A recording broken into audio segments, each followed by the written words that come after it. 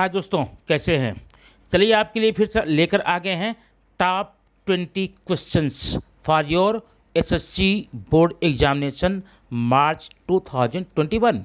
ये science second के अब आपको कुछ ऑब्जेक्टिव क्वेश्चन यहाँ पर दिए जा रहे हैं जो कि आपके एग्जामिनेशन के लिए सुपर सुपर सुपर साबित होने वाला है। आइए देखते हैं क्वेश्चन नंबर 1। क्वेश्चन नंबर 1 में है, ऊपर कुछ ऑप्शन आपको दिए गए हैं, आपको सूचनाएं दी गई हैं, सूचना आप पढ़ लीजिए।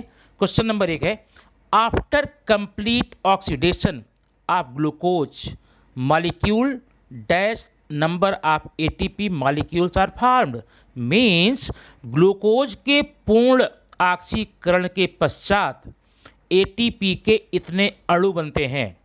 ध्यान रखना, जब ग्लूकोज का पूर्ण ऑक्सीकरण हो जाता है उसमें एटीपी का निर्माण होता है। एटीपी के कितने अणुओं का निर्माण होता है ये आप याद रखना, 38 38 आप यहाँ ब्लैंक में भरेंगे 38। और हमेशा याद भी रखना, जब ग्लूकोज का पूर्ण ऑक्सीकरण हो जाता है, पूरा पाचन हो जाता है, तो उसके परिणाम स्वरूप 38 एटीपी बनते हैं, 38 एटीपी के अणु बनते हैं। क्वेश्चन नंबर 2 देखिए, identify and complete the correlation. आगे कुछ आपके शब्द दिए गए हैं, इसमें आपको कोरिलेशन बताना है, मीन्स सहसंबंध बताना है। नंबर 1, इंसुलिन एक हार्मोन्स का नाम है। इसकी कमी से या इसके प्रभाव में जो रोग होता है वो होता है डायबिटीज़। देख रहे हैं ना, इंसुलिन का संबंध डायबिटीज़ से है। अगला है इंटरल्यूकिन। इंटरल्यूकिन से कौन सा रोग होता है? इससे होता है वायरल डिजीज। याद रखना, वायरल डिजीज मीन्स संक्रामक बीमारी। संक्रामक बीमारी या जो आपके जीवाणु बैक्टीरिया होती है वो बीमारी कहते हैं। Question number 3, which of the following animals is different from the other? Why means यह आपका ऑड मैन आउट है। ऑड मैन आउट माने असंगत शब्द खोजना है। सैलामेंडर, लिजर्ड मीन्स छिपकली, स्नेक सांप, टर्टवाइस आपका कछुआ। अब ध्यान देना, इसमें असंगत कौन है? देखिए ध्यान से, छिपकली रेंग कर चलने वाली प्राणी है, मतलब इसको बोलते हैं सरीसृप। स्नेक ये भी रेंग कर चलता है, ये है सरीसृप। और टर्टवाइस ये भी है सरीसृप, मीन्स रेप्टाइल हैं। रेप्टाइल मीन्स रेंग कर चलने वाले प्राणी। और ये सैलामेंडर जो है वह है उभयचर प्राणी, amphibia.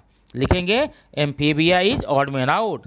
Y? Because other animals are reptilia while salamander is amphibian. Salamander उभयचर प्राणी है और बाकी तीनों जो हैं रेंग कर चलने वाले प्राणी, मतलब इसको बोलते हैं सरीसृप प्राणी। अब आइए क्वेश्चन नंबर 4 में, state whether the statements is true और फॉल्स। नीचे स्टेटमेंट दिया गया है, आपको ये बताना है ट्रू है कि फॉल्स है। और ध्यान रखना, if it is false then correct the statement. अगर ये फॉल्स है तो आपको उस स्टेटमेंट को रिकरेक्ट करना होगा, सही करके फिर से लिखना होगा। सेंटेंस क्या है? It is false, changes in the genes of cells are brought about in non genetic technique. Changes in the genes of cell माने कोशिकाओं के जीन्स में, जनुक में होने वाला परिवर्तन, यह एक प्रकार का नॉन जेनेटिक है, मतलब जननिक नहीं है, जननिक तकनीक नहीं है। भाई ये जब जीन्स में परिवर्तन हो रहा है तो जेनेटिक होगा ना, मतलब ये फॉल्स है।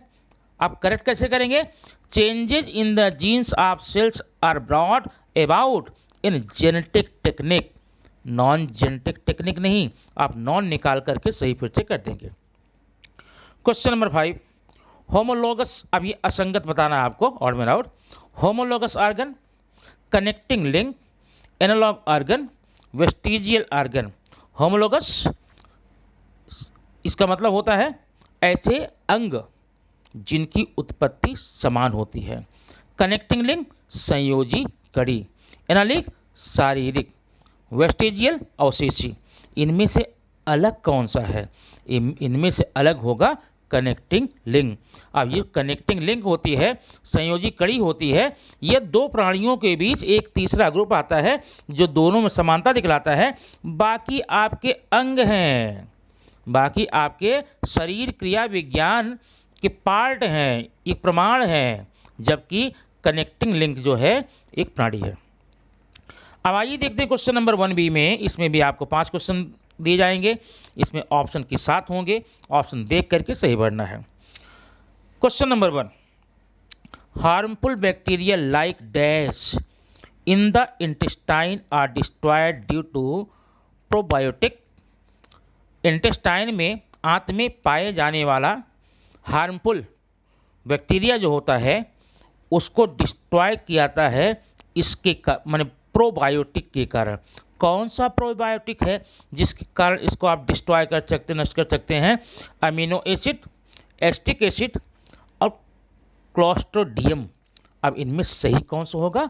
इनमें आपका सही होगा क्लोस्ट्रिडियम। क्लोस्ट्रिडियम, ये हिंदी इंग्लिश दोनों नेम सेम है, तो इसी से उसको हम डिस्ट्रॉय कर सकते हैं। Question number 2, dash is defined as transmission of trait. इसको लक्षणों के ट्रांसमिशन से डिफाइन करते हैं। किसको? मानिए कौन सा शब्द है जिसमें लक्षणों का ट्रांसमिशन होता है, स्थानांतरण होता है? आप परिभाषा पढ़े होंगे, एक ऐसा शब्द जिसमें कि माता पिता के लक्षण बच्चों में स्थानांतरित होते हैं। इन parental characteristic transmit from parents to offspring. वो कौन सा है? वो है हेरिडिटी। हेरिडिटी मतलब आनुवंशिकता। वह कौन सा शब्द है जिसके कारण माता पिता के लक्षण बच्चों में स्थानांतरित होते हैं? वह है हेरिडिटी या आनुवंशिकता। Question number 3, all chromosomes are arranged parallel to equatorial plane of cell in dash of mitosis. Mitosis का वह कौन सा अवस्था है जिसमें सारे के सारे गुणसूत्र एक दूसरे के समांतर में आ जाते हैं? याद कीजिए, सबसे पहले आपका था प्रोफेज, मेटाफेज, एनाफेज, टेलोफेज। वह अवस्था होती है टेलोफेज, अंत्यावस्था। ठीक है। Question number 4, which of the following animals body shows bilateral symmetry. नीचे दिए गए कौन सा एनिमल है जिसमें द्विपार्श्व, जिसमें सममिति होती है, चक्रीय सममिति? वैसे ये सममिति का क्वेश्चन इस साल कट चुका है, लेकिन देख लीजिए स्टारफिश में, सितारा मछली में। Question number 5, two germ cells unite to form a dash which further develop into a new offspring. माने दो जननी कोशिकाएं आपस में मिलकर के इसका निर्माण करती हैं जो आगे चल करके बच्चे के रूप में परिणित होता है। किसका निर्माण करती हैं? Gamete, spore, zygote, body. जब दो जनन कोशिकाएं आपस में मिलती हैं तो निर्माण होता है जाइगोट का, युग्मनज का। तो आपका ये हो गया ऑप्शन। अब आगे इसी क्रम में आगे आइए 10 क्वेश्चन और देखेंगे, क्योंकि ये आपका सेट जो है टॉप 20 क्वेश्चन का है। टॉप 20 क्वेश्चन आपके लिए बहुत ज़रूरी है। 10 क्वेश्चन आप पढ़ चुके हैं, इसे कंफर्म कीजिए। आइए अब देखते हैं अगला 10 क्वेश्चन क्या कहता है। पहले सेट के दूसरे पड़ाव में आ चुके हैं। इसका क्वेश्चन है कंप्लीट द सेंटेंसेस। नीचे सेंटेंस दिए गए हैं, आपको उसको कंप्लीट करने हैं। क्वेश्चन देखिए, heredity is the transfer of biological characters from one generation to another via dash dash dash dash dash. Means आनुवंशिकी के अंतर्गत माता पिता के गुणों का या एक पीढ़ी से लक्षण दूसरी पीढ़ी में स्थानांतरित होते हैं। किसके द्वारा? डैश में आप भरेंगे जीन्स। क्या भरेंगे? Genes, GENE, gene, GENE, Hindi में जन्म को बोलते हैं। Question number 2, name the following. नीचे कुछ क्वेश्चन दिया गया है, उसका आपको नाम लिखना है। Hormones related with the male reproductive system. वह कौन सा हार्मोन है जो नर जननांग से संबंध रखता है? उसका नाम याद रखना, हिंदी और इंग्लिश दोनों में सेम है। उसका नाम है testosterone, testosterone, testosterone. Confirm. Question number 3, complete the correlation. नीचे आपको सहसंबंध, क्वेश्चन नंबर 3 देखेंगे, सहसंबंध है व्हाइट रेवोल्यूशन डेयरी, माने श्वेत क्रांति का संबंध डेयरी से है, दुग्ध उत्पादन से है। तो ये ब्लू रेवोल्यूशन, ब्लू नील क्रांति, नील क्रांति का संबंध किससे है? कभी कभी बच्चे कन्फ्यूज होते हैं, नील को हरित समझ करके अपना कुछ अलग उत्तर लिख देते हैं। तो नील क्रांति का संबंध है मत्स्य उत्पादन, pisciculture, pisciculture, PISCICULTURE, pisciculture, मत्स्य उत्पादन है। Question number 4, say the statement true और false, if it is false correct it. नीचे दिए गए स्टेटमेंट को पढ़िए और ये देखिए तो ट्रू है कि फॉल्स है। ट्रू है तो ठीक है, अगर फॉल्स है तो आपको फिर से इसको करेक्ट करना होगा। क्वेश्चन क्या है, स्टेटमेंट क्या है?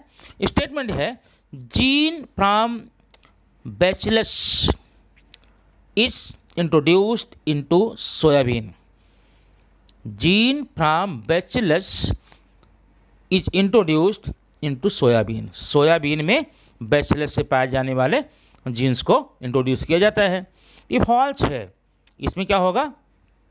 सोयाबीन नहीं, जो बैसिलस से जीन्स मिलता है उसका संबंध कॉटन से होता है, कपास से होता है, बराबर है। तो आप यहाँ पर सोयाबीन जगह पर कपास कर लेंगे। अब क्वेश्चन नंबर 5 देखिए, find the odd man out. Odd man out इसका क्या है? असंगत शब्द। कौन कौन शब्द है इसमें? Endosperm, endometrium, cervix, uterus. इसमें आपका एंडोस्पर्म अलग है क्योंकि अन्य जो भाग होते हैं वो यूटेरस के भाग होते हैं। किसके? यूटेरस के भाग होते हैं, जबकि एंडोस्पर्म नर जननांग से संबंध रखता है। अब आइए देखते हैं 1B में क्या कहता है। Choose the correct alternative and rewrite the statement. नीचे के अल्टरनेटिव को पढ़िए और सेंटेंस को फिर से लिखिए। Question number 1, in the process of making bread the carbohydrate in the flour are fermented by baker's yeast and sugar is transform into carbon dioxide. Means जब ब्रेड बनाया जाता है, ब्रेड बनाने की जो प्रक्रिया होती है उसमें कार्बोहाइड्रेट का रूपांतरण, कार्बोहाइड्रेट का फर्मेंटेशन होता है, किण्वन होता है। किसके द्वारा? ईस्ट के द्वारा। जब ईस्ट से उसका किण्वन होगा, फर्मेंटेशन होगा, तो उसमें पाई जाने वाली शक्कर का रूपांतरण कार्बन डाइऑक्साइड और इसमें होता है। किस में होता है? Methanol, ethanol, propanol, butanol. आपका आंसर होगा इथेनॉल। बात समझ गए ना? जब जहाँ पर बेकरी होती है, बेकरी में बनाए जाते हैं, ब्रेड है, बिस्किट है, तमाम चीज़ें हैं, वहाँ पर फर्मेंटेशन, किण्वन की क्रिया होती है। उस किण्वन की क्रिया के द्वारा जो शुगर पाया जाता है, शुगर का रूपांतरण कार्बन डाइऑक्साइड गैस के रूप में और इथेनॉल के रूप में होता है, तब जाकर बेकरी प्रोडक्ट बनते हैं। आपका ऑप्शन होगा ethanol. Question number 2, in the male and female reproductive system of human gland is same. माने वह कौन सी ग्लैंड है जो मेल फीमेल में सेम होती है? सेक्स, अच्छा, रिप्रोडक्टिव, सेक्सुअल, असेक्सुअल। कौन सा वर्ड सेम होगा इसमें? Sexual organ, sexual part same नहीं होंगे, रिप्रोडक्टिव पार्ट सेम नहीं होंगे, असेक्सुअल नहीं होंगे। सेक्स जो वर्ड है ये दोनों में सेम है। Which are the following animals can regenerated its broken body part? नीचे दिए गए कौन सा जानवर, जंतु, ऐसा प्राणी ऐसा है जो कि अपने शरीर के खंडित भाग से नए जंतुओं का, नए प्राणी का निर्माण करता है?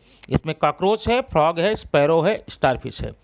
कॉकरोच जानते हैं, फ्रॉग मेढक, स्पैरो गौरैया, स्टारफिश सितारा मछली। तो सितारा मछली में गुण पाया जाता है कि अपनी बॉडी के जितने भी पार्ट होते हैं उन सबसे नए नए अंग बना लेता है। तो ये होगा आपका स्टारफिश।